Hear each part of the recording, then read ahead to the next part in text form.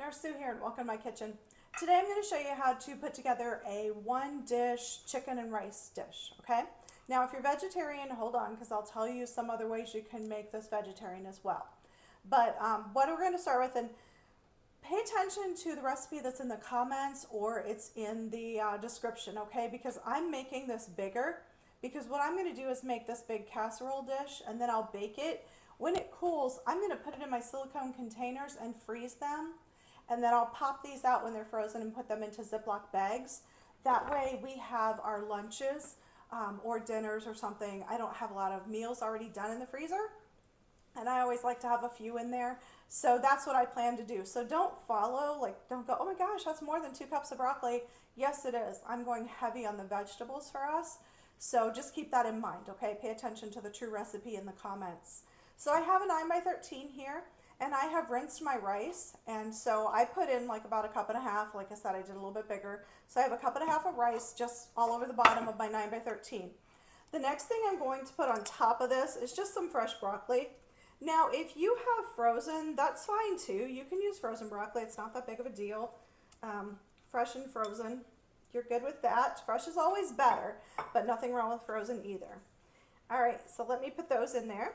The next thing I'm going to do is top this with some grape tomatoes. I had some tomatoes left and they're going to need some attention over the next day or so. So I'm just going to throw these in here as well. And the next thing I'm going to top this with is some chicken.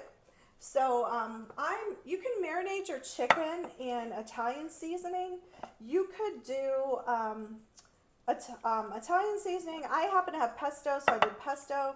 You could do Caesar dressing. You could just put some spices on your chicken and let them marinate with some other kind of spices that you have. Not a problem. Whatever you want to do, you can put that rub on the night before. That kind of gets the flavor in there so that when you're doing it the next day, it has more of a punch of flavor. So like I said, I went ahead and just put mine in some pesto overnight. It was what was in the refrigerator. So I was like, oh, okay, let's get rid of this. So I'm going to go ahead and scrape out the extra here.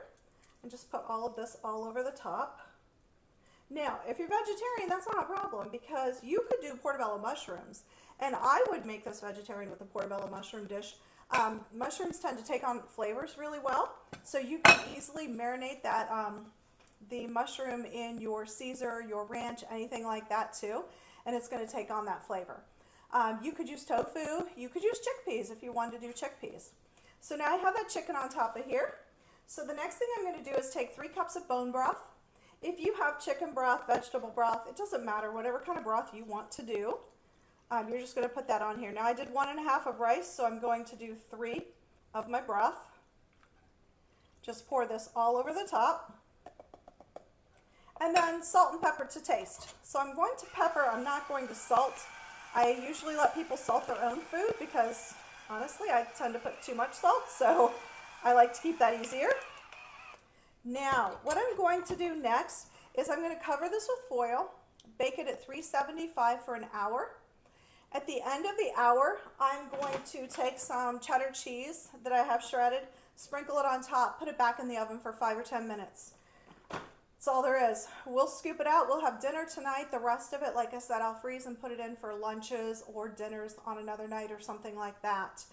To help save money, guys, don't throw away your, if you buy the broccoli like this, make sure you keep your stalks. I put all of my vegetable ends and pieces in Ziploc bags, and then I put them in a pan after I have a big bag of them, or maybe 2 bags, and I cook them down low and slow for 6 hours, strain it so that I have my own vegetable broth, so you've got that really healthy, and why buy the broth if you already have the vegetables anyways?